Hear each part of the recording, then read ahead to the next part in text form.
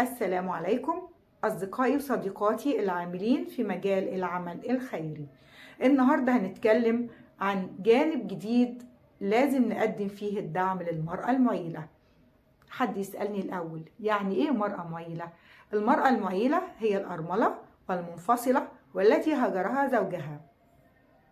طيب إيه اللي هتقدميه الجديد بقى؟ احنا كلنا بنقدم كل الدعم والمساعدة للمرأة المعيلة. الحقيقة أن المرأة المعيلة هي المستهدف رقم 1 والمستفيد من المساعدات اللي بتقدمها الجمعيات والمؤسسات الخيرية. لكن النهاردة هنتكلم عن الجانب النفسي، ده لأن المرأة المعيلة هي بتكون أم وأب في نفس الوقت، مفروض توفر لأولادها الطلبات المادية بالإضافة للتربية وحل المشاكل والتوجيه. ضيف لده ان انت بتتكلم عن المرأة المعيلة الفقيرة، وده الفقر هيكون لود وحمل اضافي على المرأة، وغالبا برضو هتكون تعليمهم برضو على قده، فبالتالي هي محتاجة للدعم النفسي. فأول اقتراح بنقدمه هو الندوات اللي بتناقش مشاكل الأولاد، وبنقدم لها المساعدة العلمية، ازاي تواجهي الطفل العنيد، ازاي تتعاملي مع المراهق، ازاي تحلي مشاكل الطفل المتأخر دراسيا. الأم طبعا بتكون متواجدة ومعاها نساء في نفس ظروفها، بتسمع المشاكل، بتحس ان مش هي لوحدها في المشاكل دي. بيحصل حوار مع المحاضر، حوار بين الأمهات وبعضها. الحقيقة بيبقى نوع من العلاج الجماعي، احنا جربناه لقيناه بيجيب نتائج رائعة مع الأمهات. بنكلمهم عن الصبر، ازاي ان انت جزائك عند ربنا ايه، انت اللي بتعمليه ده ليه نهاية وليه أجر.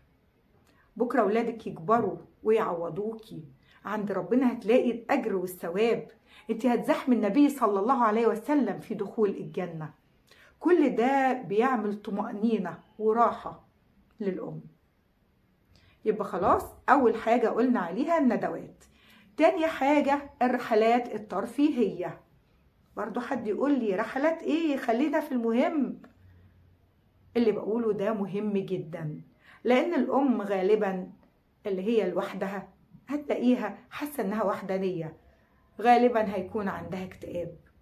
احنا لما نعمل من آن لآخر رحلات ترفيهية، الأمهات بتتواجد، ولادهم، احنا معانا ناس بتقدم فقرات ترفيهية للولاد، تعمل لهم مسابقات، الأم بتقعد مع السيدات بيتكلموا مع بعض، بيفضفضوا، بيفتحوا قلبهم، بيضحكوا، بيهزروا، في وجبات جاهزة. الأم النهاردة بقى مش هتقف في المطبخ ولا تعمل، هي هتاكل أكل جاهز.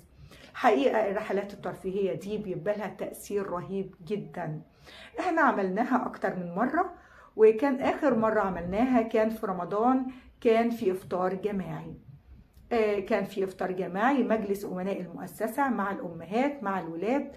قدمنا فقرات ترفيهية بعد الفطار، عرايس بيلعبوا مع الولاد، التنورة، أغاني دينية. الحقيقة الحاجات دي كلها بتخلي الأم نفسيتها أفضل كتير، لما كمان بتلاقي ناس تتكلم معاهم، ده كله بيبقى له تأثير رائع جدا على الأم.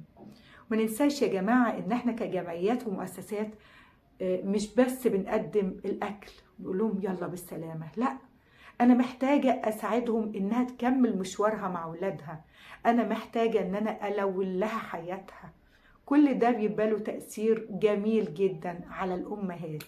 طبعا حضراتكم عملتوا لايك وسبسكرايب للقناة، كومنت، متشكرة جدا، ونقابلكم في المرة القادمة في موضوع آخر من مواضيع العمل الخيري. شكرا لكم والسلام عليكم ورحمة الله وبركاته.